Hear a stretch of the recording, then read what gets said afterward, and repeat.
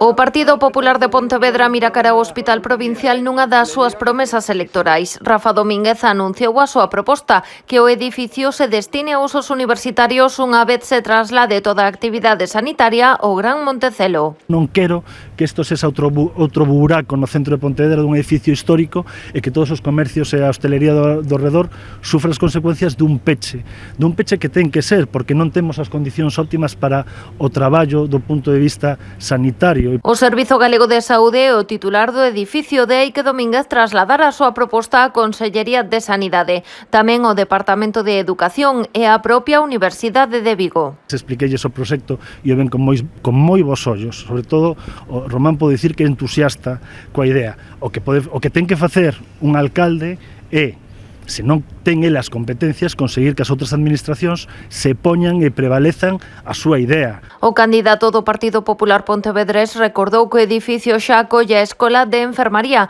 o que descarta que o Hospital Provincial se convirta nunha residencia da terceira idade, como xa se plantexou en varias ocasións.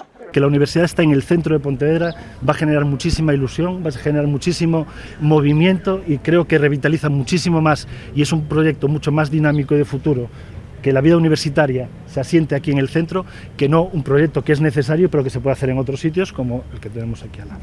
Con esta proposta, os populares pontevedreses queren evitar que o provincial remate deteriorándose sen actividade, como sucede co edificio de Facenda na Praza da Ferrería.